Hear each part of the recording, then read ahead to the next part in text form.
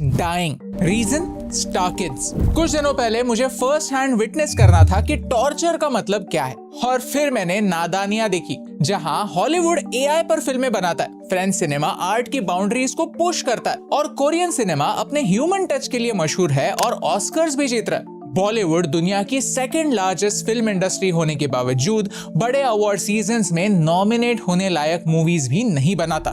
Why is Indian cinema dying? अच्छी फिल्में क्यों नहीं बनती? टैलेंट सिनेमा से गायब क्यों? और इससे हमें क्या फर्क पड़ता? चलिए समझते हैं आज के इस वीडियो में। अगर आप भी मेरी तरह सोचते हैं कि नादानियां जैसे मूवीज बननी ही नहीं चाहिए, तो वो लाइक बटन प्रेस कर दीजिए। मेरा नेटफ्लिक्स के साथ सेटिंग है, अगर इस वीडियो को 1 लाख लाइक्स आ गए तो आपका मैसेज मैं उनको पहुंचा दूंगा। चैप्टर 1, बॉलीवुड के 4 विलन्स। आज बॉलीवुड में 4 मेजर विलन्स हैं, जिनमें से पहला है नेपोटिज्म, यानी स्टार कल्चर। सेलिब्रिटी इस शब्द का डेफिनेशन है someone who is known to be known, और इंस्टाग्राम की वजह से ये सेलिब्रिटी कल्चर और प्रोमिनेंट हो चुका है। एक ऐसा स्टार किड्स जिसकी मूवी भी नहीं आई है, उसके भी मिलियंस में फॉलोअर्स होते हैं। उन्हें बिना किसी स्ट्रगल के बड़े दिग्गजों के साथ काम करने का मौका मिलता है। उनके गॉड फादर्स होते हैं जो उन्हें सपोर्ट करते हैं, और बार बार फ्लॉप्स देने के बाद भी उन्हें फिल्में मिलती ही रहती है, और ब्रांड्स भी। आई एम नॉट सेइंग कि स्टार किड्स को स्ट्रगल नहीं करना पड़ता। What I am saying is का स्ट्रगल अलग होता है। डिफरेंस यही है कि जहां हमारे सपने पूरे होते हैं वहां इनका स्ट्रगल शुरू होता है।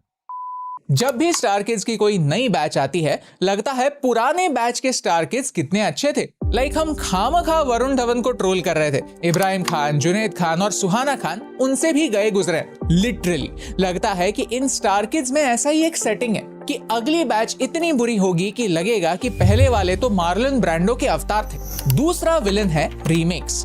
बड़े मियां छोटे मियां एक कल्ट क्लासिक है।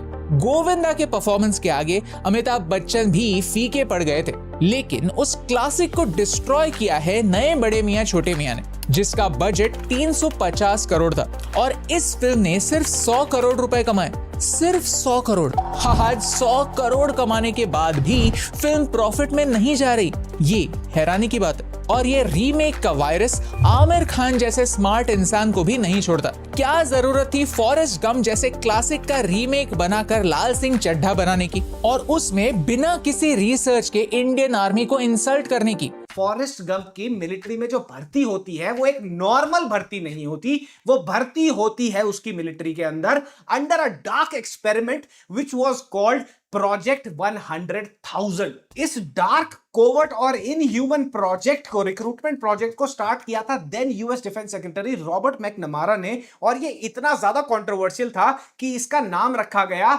मैकनमाराज मिसफिट्स। मिसफिट सोचो क्यों रखा गया होगा। इस प्रोजेक्ट्स का नाम मैकनमारा मिसफिट्स या मैकनमारा मोरॉन्स इसलिए पॉपुलराइज हुआ क्योंकि उनको डायरेक्टिव्स थे कि स्पेसिफिकली 1 लाख ऐसे लॉन्डो को रिक्रूट करना है, स्पेशली वियतनाम वॉर में ठूसने के लिए, जिनकी मेंटल कैपेबिलिटी जो है ना वो मिलिट्री स्टैंडर्ड्स को मैच ही ना करे। क्या? और नाज़रीन इसके ऊपर रिएक्शन देंगे किस तरह बॉलीवुड ड्राइंग है, और किस तरह जो है ना इनकी मूवीज जो है यके बाद दीगरे फ्लॉप हो रही हैं, और किस तरह ये जो है ना इनकी फिल्म इंडस्ट्री की तबाही और जो है डाउनफॉल जो है ना वो उसकी कहानी जो है ना उसकी कहानी सुनेंगे। लाल सिंह चड्ढा के मेकर्स ने ये वाले फैक्ट को रफा दफाई कर दिया, कंप्लीटली ब्लाइंड साइड कर दिया स्टोरी के अंदर, और बेसिकली ये दिखा दिया है पिक्चर के अंदर कि भैया इंडियन आर्मी भी मेंटली चैलेंज लड़कों को रिक्रूट करके भेजती है वॉर फ्रंट पर, जबकि इन एक्चुअलिटी ये बहुत ही इनडिग्निफाइड और इनह्यूमन चीज है करना। और इंडियन आर्मी ने आज तक अपनी हिस्ट्री में कभी भी कॉम्प्रोमाइज नहीं करा है अपने सोल्जर्स की फिजिकल और मेंटल हेल्थ को लेके उनके रिक्रूटमेंट प्रोसेस में। दिखाने के लिए कुछ भी दिखाओगे तो इंडियन ऑडियंस चप्पल से मारेगी। तीसरा विलन है सीक्वल्स। अगर कोई अच्छी फिल्म बनाई तो खुश रहो ना, लेकिन नहीं, बॉलीवुड को हर चीज को मिल्क करना है, थोड़े और पैसे कमाने हैं। Yes, not all sequels are bad. हमें हमारे जाने पहचाने कैरेक्टर्स को वापस स्क्रीन पर देखने में मजा आता है। Everyone is waiting for Hera Pheri 3 and ZNMD2 if they ever happen. लेकिन सिंघम जैसी फिल्में हर सीक्वल के साथ वही सारी चीजें छोड़ देती है जिन्होंने उन्हें हिट बनाया था। आज सबको एक फ्रेंचाइज चाहिए। बागी एक फ्रेंचाइज है, गोलमाल एक फ्रेंचाइज है, टाइगर एक फ्रेंचाइज है। हर कोई मार्वल को कॉपी करना चाहता है लेकिन DCEU की तरह परफॉर्म कर रहा है। बॉलीवुड का चौथा विलन है पापराजी। हम देश के सबसे रिचेस्ट परिवार के एक बड़े ओपनिंग के लिए दुनिया भर के स्टार्स को बुलाते हैं और उनके सामने ऐसे पापराजी रख देते हैं जो नाक कटा देंगे।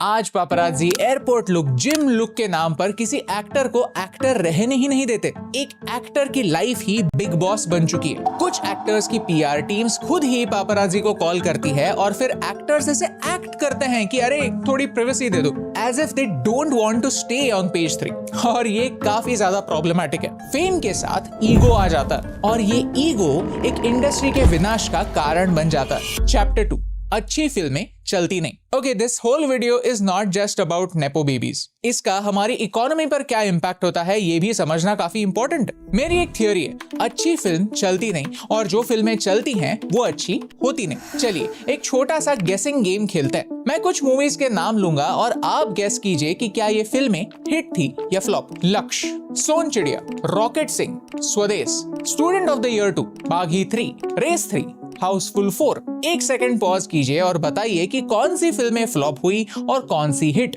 The answer is this।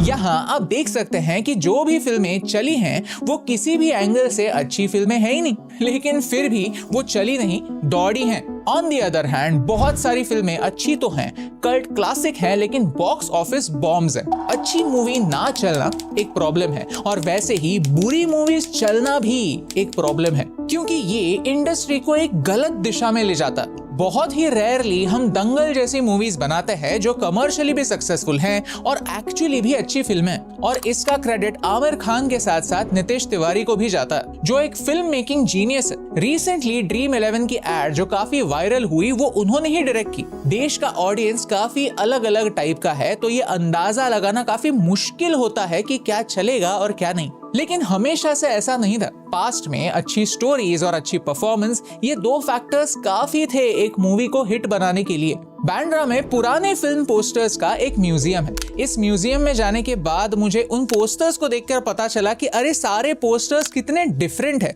उनके एंगल्स काफी डिफरेंट है, उनका आर्ट काफी डिफरेंट है, इनफैक्ट उनमें जो एक्टर्स हैं वो भी काफी डिफरेंट है, उनकी स्टोरीज भी काफी डिफरेंट है।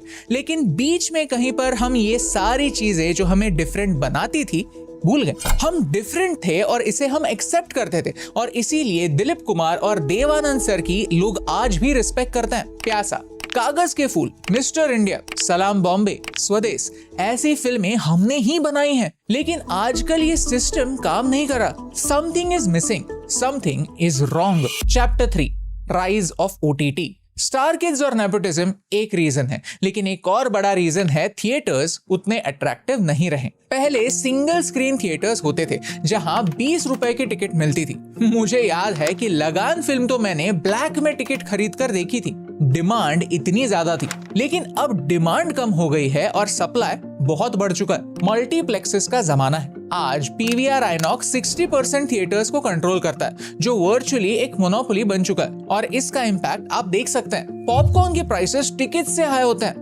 मूवी से पहले आधा घंटा तो एड्स चलते हैं और समझ नहीं आता कि हम मूवी देखने के लिए पैसे देते हैं या एड्स देखने के लिए। और तो और नेटफ्लिक्स और हॉटस्टार जैसे प्लेटफॉर्म्स मूवीज के राइट्स रिलीज के समय ही ले लेते हैं और 1-2 हफ्तों में हर मूवी सीधे आपके मोबाइल स्क्रीन पर आ ही जाती है। हमारी फिल्म आ रही है, आप आओ, टिकट ले लो, और अगर नहीं लिया 8 हफ्ते बाद हम आपके घर पे आके ये छोड़ के जाएंगे।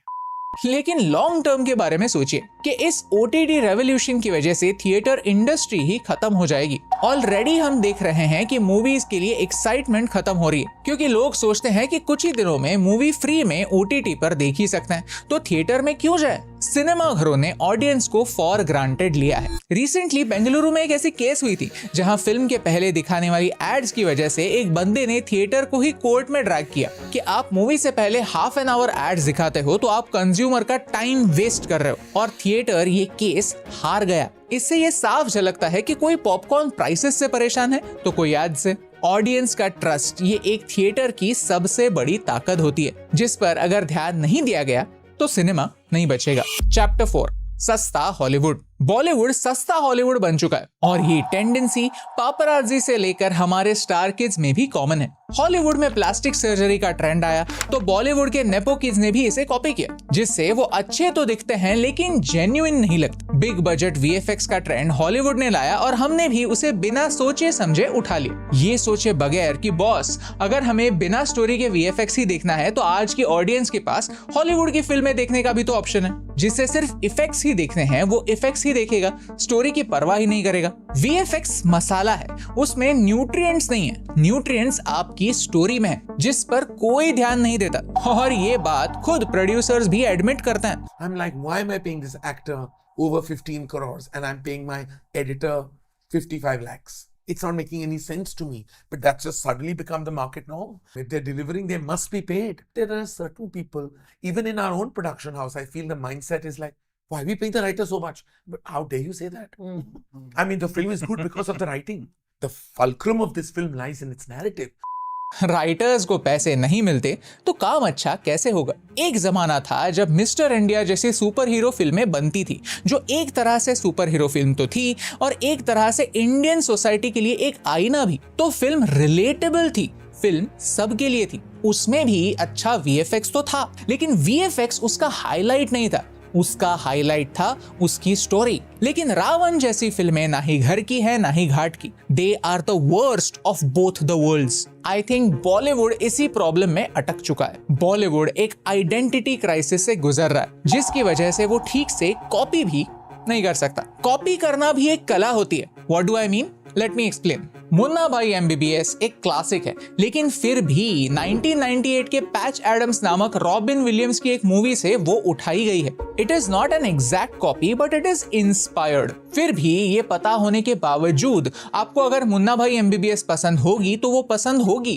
क्योंकि एज कैरेक्टर्स इस फिल्म के सारे किरदार इंडियन लगते हैं, वो एलियन नहीं लगते जैसे हमें थग्स ऑफ हिंदुस्तान में लगे थे। वो कहते हैं ना, नकल उतारनी है तो ऐसे उतारो कि पता नहीं चलना चाहिए कि नकल उतारी है, वैसा ही कुछ। Chapter 5 solutions. अगर हमें इंडियन सिनेमा के फ्यूचर को बचाना है then we have to look at our past. सोचिए इंडियन सिनेमा की शुरुआत कैसे हुई विद दादा साहेब फाल्के एंड राजा हरिश्चंद्र। ये मूवी किसी हॉलीवुड मूवी की चीप कॉपी नहीं थी, स्टोरी भी इंडियन थी और इसे बनाने की कोशिश भी जेन्युइनली हुई थी। गुरुदत्त, राज कपूर, बिमल रॉय जैसे लेजेंड्स ने सोसाइटी की हार्श रियलिटीज दिखाई। फिल्म गोइंग ऑडियंस उनकी फिल्मों से रिलेट कर पाती थी क्योंकि वो सोसाइटी का एक आईना थी। लेकिन आज फिल्में बनाने वाले लोग अपने ककून से बाहर ही नहीं निकलते, उन्होंने कभी दुनिया देखी ही नहीं है और जिन्होंने दुनिया देखी है उन्हें इस इंडस्ट्री में मौका ही नहीं मिलता क्योंकि नेपोटिज्म इंडस्ट्री को कैंसर की तरह डिस्ट्रॉय कर रहा है, जहां कोई आउटसाइडर अलाउड ही नहीं है। यहाँ बात सिर्फ एक्टर्स की नहीं हो रही है क्योंकि एक्टर्स तो बाद में आते हैं, बात प्रोड्यूसर्स की भी हो रही है। कुछ दिनों पहले मैंने तुम्बाड़ के प्रोड्यूसर सोहम शाह का ये पॉडकास्ट देखा जहां वो कहते हैं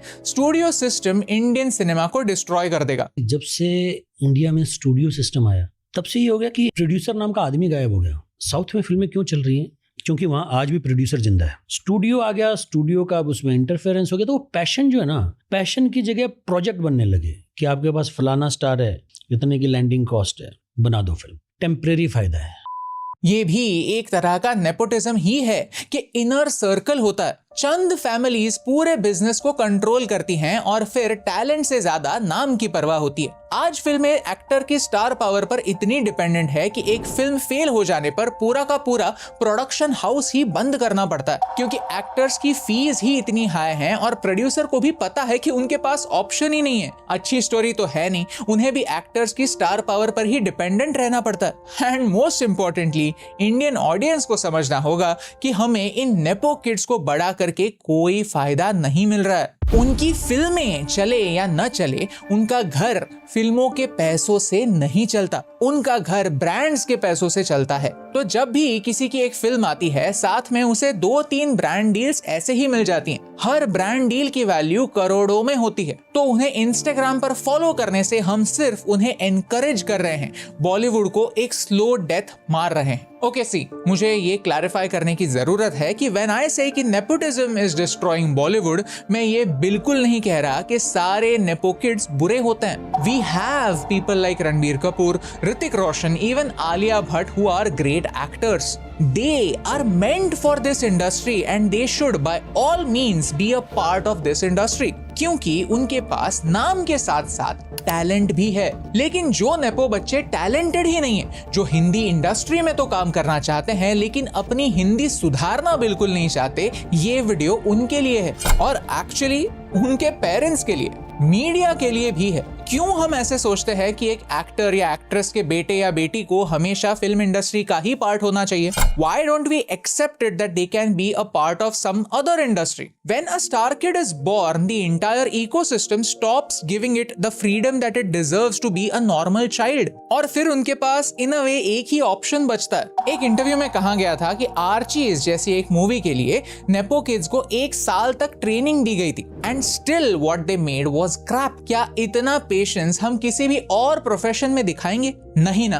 तो बॉलीवुड में ही क्यों? आज दुनिया में बॉलीवुड की इज्जत नहीं है क्योंकि बॉलीवुड सिनेमा नहीं, बॉलीवुड एक फैक्ट्री है जिसका मेन प्रोडक्ट मूवीज बनाना है ही नहीं। उनका मेन प्रोडक्ट है ब्रांड बनाना। किसका ब्रांड? स्टार किड्स का ब्रांड, जिससे मूवीज अच्छी हो या ना हो पॉपुलर जरूर हो जाती हैं। अब आप ही देखिए, मुझे पता था कि नादानिया बेकार मूवी होने वाली है, लेकिन फिर भी वो मूवी मैंने देखी और आप में से भी बहुत सारे लोगों ने वो मूवी देखी ही होगी। एटलीस्ट देखते तो है कि क्या है, इतना बुरा क्यों है। And that's their strategy. It is difficult to make good films but it is very easy to make bad films. और फिर एड्स कर करके कोई भी करियर बना ही लेता। आई फील जो स्टार किड्स गुड लुकिंग है उन्हें ऐसा प्रोफेशन चुनना चाहिए जो उनके टैलेंट से और गॉड गिवन गिफ्ट से अलाइंड है। For example, if Ibrahim Khan becomes a model, I don't think anybody would have a problem with that, क्योंकि ये एक ऑब्जेक्टिव ट्रूथ है that person is a very good looking person. But जिन चीजों में उनका टैलेंट नहीं है, for example speaking Hindi is not his forte, then why is he in the acting industry? That's the question. दोस्तों, वीडियो एडिट हो रहा है और एडिट करते समय एक इंपॉर्टेंट बात रियलाइज हुई कि नेपोटिज्म का negative effect in nepo kids पर भी होता है। I'll give you an example. अगर आज एक नेपो किड डेब्यू करता है तो उसकी कंपैरिजन हमेशा उसके पिता या उसके माँ की लास्ट फिल्म से होगी, जबकि उन्होंने ऑलरेडी इंप्रूव किया हुआ है। उनकी कंपैरिजन अगर करनी ही है तो उनकी कंपैरिजन उनके पिता या माँ के पहले फिल्म से होनी चाहिए। किसी भी फील्ड में अगर आप शुरुआत कर रहे हैं तो डे 1 से आप आपके एक्सपीरियंस्ड माँ बाप जितने टैलेंटेड नहीं होने वाले। There is a learning curve और इससे सबको गुजरना पड़ता है, यही सच्चाई है। तो अगर डे 1 से उनकी कंपैरिजन उनके पेरेंट्स के बेस्ट सेल्फ से होने लगी,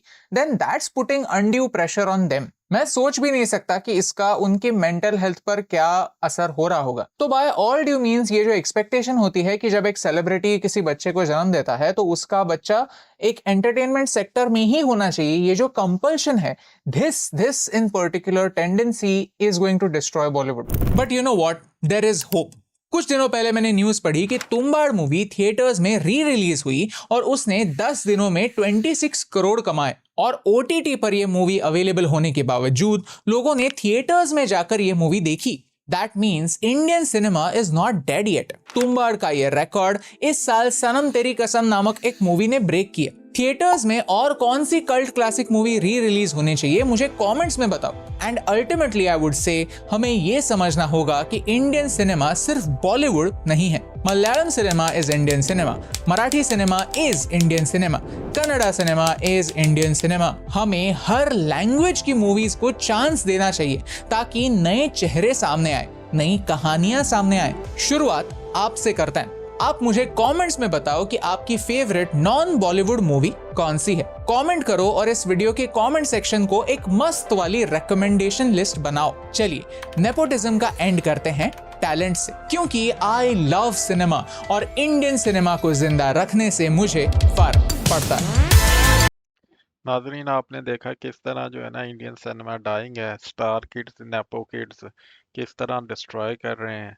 पहले इनका ड्रामा इंडस्ट्री डिस्ट्रॉय हुआ है कम्प्लीटली। उसका इतना लेंथी था कि वो जनरेशन दर जनरेशन ड्रामा जो है वो ख़त्म नहीं होता था। और वो जो है ना परदादा, दादा, बाप, बच्चे, वो चलता चला जाता था, चलता चला जाता था, साल हा साल चलता चला जाता था। उसके बाद म्यूज़िक इंडस्ट्री, इनके सारा म्यूज़िक इंडस्ट्री उर्दू में, उसकी पोइट्री होती है, सिंगिंग होती है। कभी आपने हिंदी लैंग्वेज में ना उनकी पोइट्री सुनी, ना हिंदी लैंग्वेज सुनी गानों में। वो उसके अच्छे सिंगर जो थे वो सारे पाकिस्तान से आते थे, जो गाना गाते थे या पोइट लिखते थे। जब से वो भी जाना ख़त्म हुए हैं तो इनकी म्यूज़िक इंडस्ट्री भी डाइंग है। और इनकी जो फिल्म इंडस्ट्री है, ज़ाहिर बात है बॉलीवुड कॉपी करता था, ना अच्छा म्यूज़िक उनके पास आया, ना फिर उसके पास अच्छे एक्टर्स आए, जिस तरह स्टार किड्स आने शुरू हुए। तो इनकी तबाही जो है ना वो मतलब उसके आखिरी दहाने पे बॉलीवुड पहुंचा हुआ है। इवन दो के जो बाकी सिनेमाज है जिन्होंने अपने आप को प्रॉस्पेक्ट्स में लाइक पंजाबी सिनेमा है, वो उभर रहा है, उसकी फिल्में जो है वो बहुत अच्छा बिजनेस कर रही हैं, और उनकी बहुत अच्छी स्टोरीज है और म्यूजिक है, हर चीज़ है। तो इस तरह जो है ना ये बॉलीवुड अपने आप में एक जो है ना वो अ, डूबता हुआ जहाज है, जिससे सारे उतरना चाहते हैं, कोई भी जिम्मेदारी लेना नहीं चाहता। अगर आपको रिएक्शन पसंद आया तो चैनल को लाइक शेयर और सब्सक्राइब कीजिए।